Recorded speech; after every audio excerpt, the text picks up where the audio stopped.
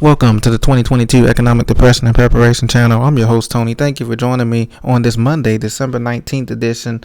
Happy Hanukkah to my friends celebrating.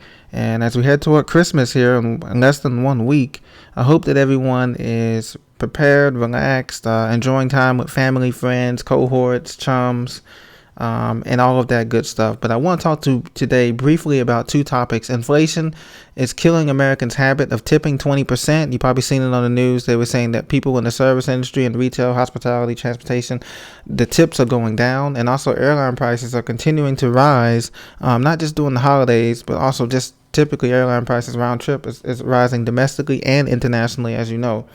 So right now we see in this article by Fortune, inflation is killing Americans' habit of tipping 20%. I know for myself, to be honest, I tip, I generally give a tip, a good tip. But now even I've cut back and others have cut back as well. That, you circle the minimum 20% gratuity, whether at these hotels or at a restaurant, or etc. But tipping is down in the U.S., making the nation even more similar to Europe. And as you know, Europe experienced that a couple of years ago and is still experiencing that as well. And so do you leave, let me know in the comments, do you leave a tip, a 10%, a 5%, 20% tip? I guess it would be kind of akin to, at church, they say, you give 10% of those you go to church, 10% tithing, and you're supposed to give like a love offering during special times of the year. Sometimes I know churches collect love offerings during Thanksgiving, Christmas, and things to go to various needy projects in the church or to people that need food or clothing. Do you get that extra percentage when you go to a restaurant, or if you're in a hotel, or if you're in a bellhop or something like that? You get that extra 20% or 10% tip. With everything going up in cost, things are getting very, very dicey here at home and also abroad. And so that also brings us to our next point. Airline ticket prices up 25%. And this is on domestic routes, which I'm pretty surprised about, because I know they said that there's a pilot shortage. Some of the pilots they wouldn't take the jab. First it was the pilots wouldn't take the jab or the shot, so they had to be furloughed and all of that, right? With a lot of the big airlines, they were saying that. Then the media switched it and said, well, prices are up because of the gas. As you know, the A1 jet fuel and all of that was up, as well as the regular fuel. But now we're seeing an overall increase in airline ticket prices, are up 25%, and it's outpacing inflation. Remember, inflation's at 7.6% and growing, and airline prices are even higher than that. They're up 25%. So this article by CNBC.com, they're giving you some ideas on how to save money on airfares. I've always done it the best way by booking 2 to 3 months in advance, and I'm sure you guys do the same thing. And I try not to pick a weekend like a Saturday or Friday. I know that's like the popular days. Try to pick the middle days like Tuesday, Wednesday, and Thursday. Days like that is days that people are less likely to travel. Or early in the morning, if you can get out early in the morning, like a 5 a.m. or a 6 a.m. flight, it's usually much cheaper, especially on discount airlines like Southwest and Frontier and stuff like that. So that's some of the advice that I have. I'm not a financial planner, but I do want to give you that advice if you are traveling or flying during the holiday season. I prefer driving during this season if I am going somewhere. As long as it's within 8 hours, I feel comfortable that way. But a lot of you will be on the planes, and that's going to be, the flights are going to be packed. And the consumer price index for airlines shot up 25%. This is the largest jump since the Federal Reserve of St. Louis began tracking the index in 1989. And I've seen it.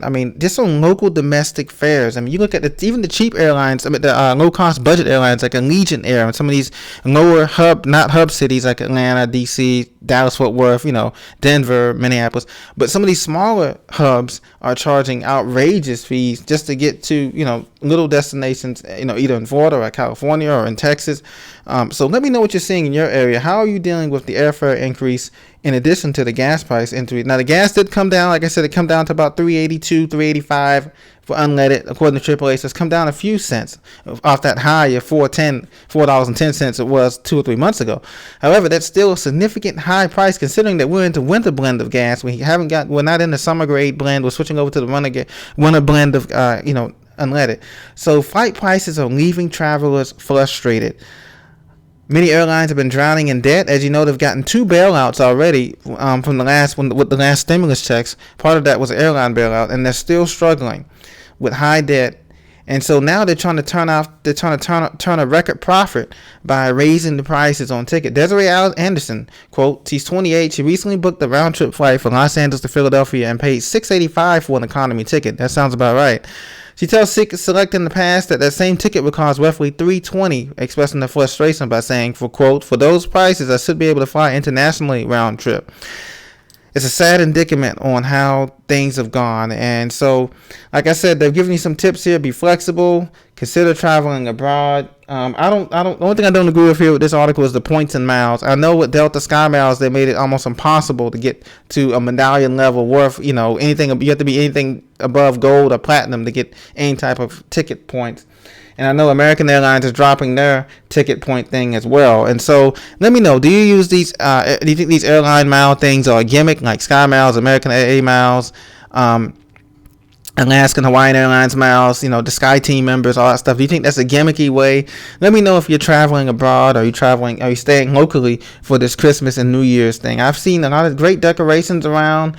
The usual Christmas decorations around, but I don't see a lot of people at Super Walmart buying their kids, like, back in the day, you used to buy those bicycles and those little remote control cars that the kids would sit in and drive. I don't see a lot of those going off the shelves. As a matter of fact, toys in most of these stores, like Kohl's and Toys R Us and Target, when you look, they're still on the shelves. They're discounting them 40% off in a lot of times, but a lot of those toys are still on the shelves. So I believe we're going to have a lot of inventory, kids toys and video games and inventory, and it's just not the same. Let me know what you're seeing in your area. I know in my area, we're not seeing those toys fly off the shelf as fast as they were in times past, and that's why inflation and everywhere has affected this economy. So be blessed. We'll continue to have more reports on the earnings season coming up later on this week with a lot of other companies as we round out the end of this year, as well as everything else. God bless. I'll talk to you very soon, and thank you for your support. Please tell your friends to subscribe as well. Thank you.